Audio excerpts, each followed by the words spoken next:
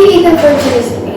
Now today I will be talking about what's been happening in the world, some news, and some other things that we'll find out during the week. Now, food waste. Food waste is a global issue and a mindless practice to many people. How much thought have you really put into how much food you're actually wasting? Now, studies have shown that an estimated 1.3 billion tons of food is wasted globally each year. And the Hong Kong EPD, or the Environmental Protection Department, had in 2012 declared that over 9,000 tons of solid municipal waste is put into the landfills every single day. 36% of that is food waste.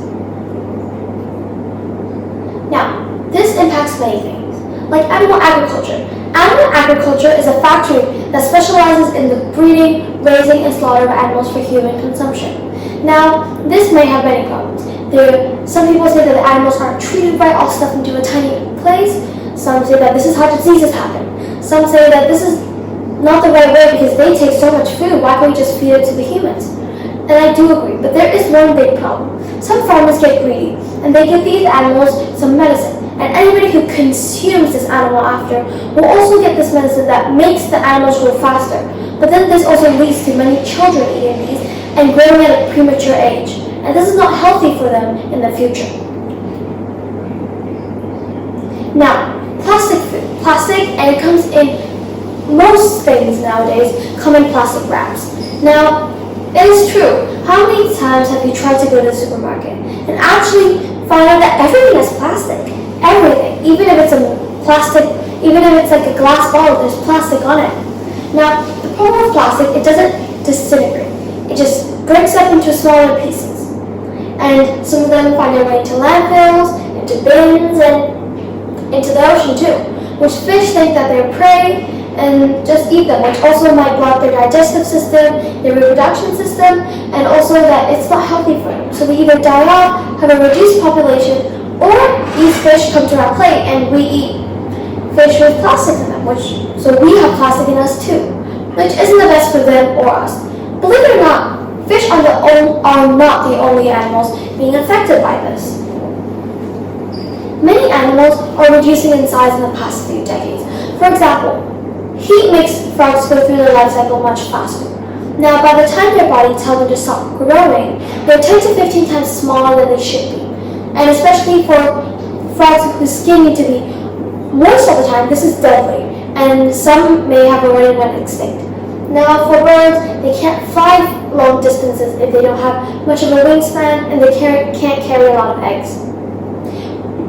So we might find ourselves in a warming climate and a very unbalanced ecosystem. Where do we go wrong? Now let's go back to the main topic.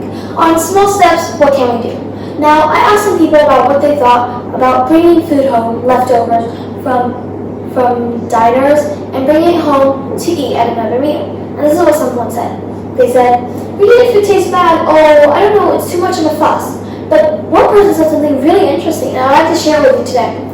I think part of it is restaurants need to give more choices on portions and stop age restricting the kids menu. A lot of places give away way too much food, and some meals don't reheat well. If you're on a trip, most hotels don't have refrigerators or microwaves. Being able to choose how many chicken tenders you want, or only half a sandwich, etc., will probably cut down on food waste. And if lawmakers could attempt good deeds from lawsuits so restaurants aren't afraid to give away food to the hungry, that'd be even better. Now think about that. I think this is a really interesting concept. It is true that sometimes restaurants give you way too big portions, and this could be a game changer. What can I do?